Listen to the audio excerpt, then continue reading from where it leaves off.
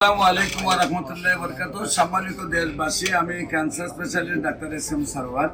বিশেষ করে আপনারা জানেন যে মরণবিধি ক্যান্সার, সারা ওয়ার্ল্ডের ডাক্তাররা বলেন যে ক্যান্সার, কিডনি, থ্যালাসেমিয়া এই চারটি রোগ হলো মরণবিধি। এই চারটি রোগে আক্রান্ত হলে সাময়িকভাবে চিকিৎসা চলে, চিকিৎসা করতে করতে একসময় রোগীর মৃত্যু হয় এবং চিকিৎসার প্রতি মাসে কয়েক লক্ষ টাকা প্রয়োজন হয়।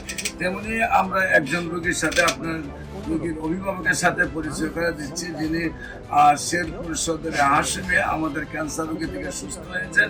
আমরা তার ভাই মুস্তাফিজুর রহমান ভাই, আমরা মুস্তাফিজ ভাইয়ের লাগে পরিচয় হচ্ছি এবং আমরা তার ভাইয়ের রোগীর গল্পটা তার কাছ থেকে শুনি। মুস্তাফিজ ভাই, মূলত উনি ক্যান্সার রোগে আক্রান্ত হওয়ার পরে বিভিন্ন চিকিৎসা করার পরে উনি ইন্ডিয়া যাওয়ার উদ্যোগ নিয়েছেন।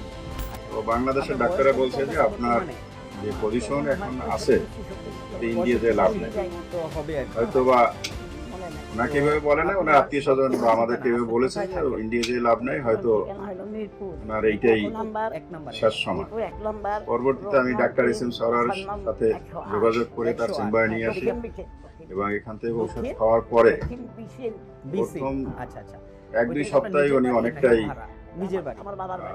সুস্থ মনে করছেন এবং পরবর্তী মাস উনি নিজে এসে ওষুধ সম্পূর্ণভাবে ক্যান্সার থেকে উনি মুক্ত হয়েছেন।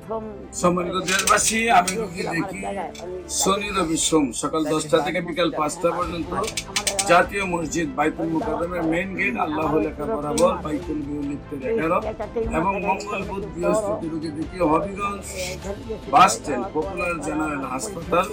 আপনাদের সবাইকে আমাদের অফিস ভিজিট করার জন্য আমন্ত্রণ জানাচ্ছি। পাশাপাশি যে কোনো প্রয়োজনে স্ক্রিনে দেওয়া নম্বরে যোগাযোগ করুন।